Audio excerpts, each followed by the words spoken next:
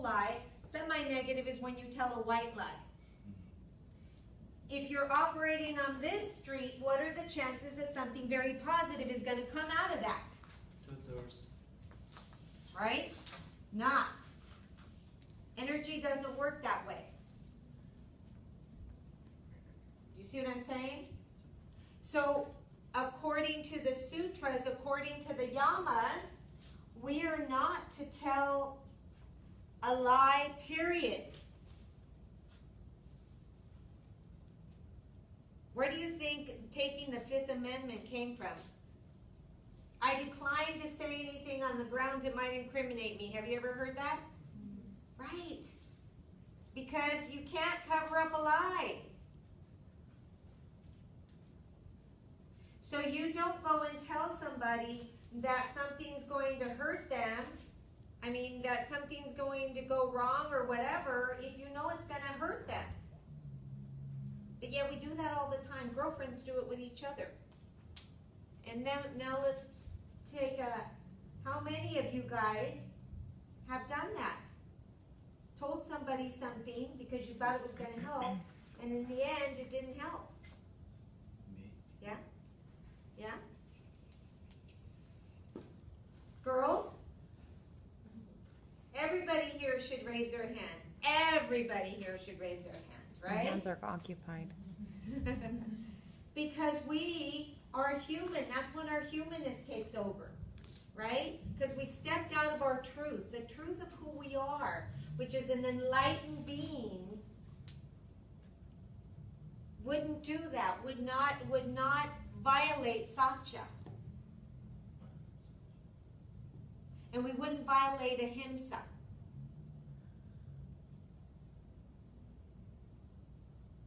So you need to remember this whenever you walk out this door. And think about how many times you walk out this door and your mental voice sounds like this. Ooh, that's an ugly person.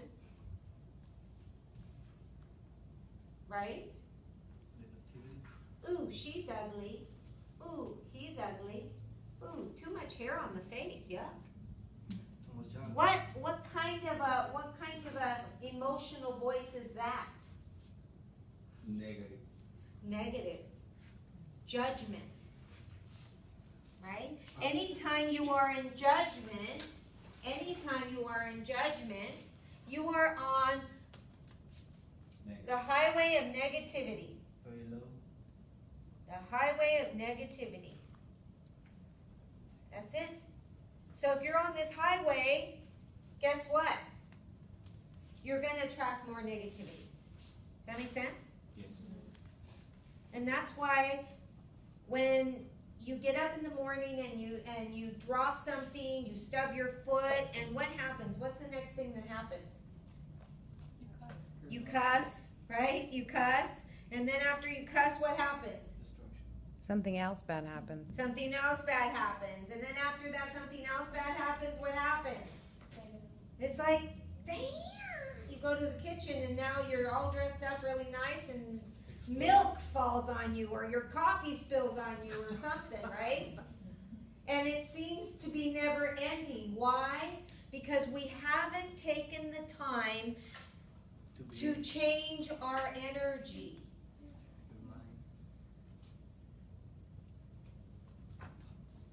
Change the energy, change your life. But you have to be in awareness that you need to stop. Wait a minute, something's happening. Those are all the universe telling us, hello, it's time to wake up. You're not in a very good energy space. Let me show you. And so they give you more and more clues to show you that you're not in a good energy place. But do we look at those? No, we just keep going. And we keep allowing life to live us by doing that.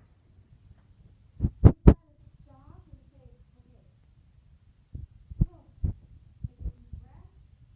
Use your chakras and elevate your energy. Change the energy. At that point in time, that's why puppies are good. Babies are good. Right? we all see a puppy, a really cute, well, they're all puppies, right? But what happens when we all see a puppy? Our heart opens up, our heart chakra opens up, right? And we all have this gigantic smile on our face, don't we? Yes? And then what happens? Oh my God, my girlfriend comes by and is like, hi, how are you doing? Boom, I changed my energy. I now went from negative to positive. Now what am I going to attract? Positive. As long as you stay in that positive energy, there is no way that the cuckoo is going to get you. No way. Right? So the best thing you can tell a child, and those of you parents here that have told the child that the cuckoo is going to get you, I'm going to hurt you. Right? There's no cuckoo. You guys got to stop that, right? The cuckoo is your ego mind. So what you want to do is change your energy. How do we change our energy? We notice that all the negative vibrations come from our first chakra. And in that first chakra, the reason that we're out of sorts is because we feel like we have lost our bearings. Right? Our stability. Bearings is stability. We have lost all stability. Everything that let me give you an example of when all of a sudden you know you're in first chakra. Everything that you know is going around really good and you have this great job. All of a sudden you come in the next day and they say, hey, you are so great. Thank you so much for your service. We have decided to outsource all the stuff that you're doing. And thank you so much. Here's your severance pay and good luck in life. Right? All of a sudden, everything that you thought was there, that was stable, gets pulled out from under you. Boom! You drop down into that first chakra. And so what happens in here? In here starts that critical voice starts to sound like this. Everything that I thought is no longer true. Everything in my life is going to fall apart. Everything that I have worked so hard for is now going away. And so you continue on this path and you continue on this path. So when you were out of balance in your first chakra, you were right here.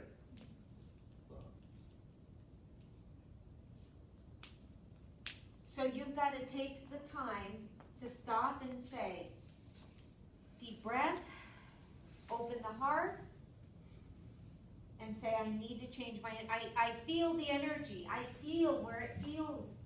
And I'm out of balance. And it's time to pull me back up into balance. Right? And once you can bring yourself up to balance, little by little, you bring yourself up, you bring yourself up, you bring yourself up, then all of a sudden you're vibrating up on top. And let me tell you, the easiest way to get from here to here is to focus on what you can do to help somebody else. Helping somebody else. Without helping yourself. Let me say that again. The easiest way to get from negativity to very positive is to begin to focus on how you can help somebody else without helping yourself.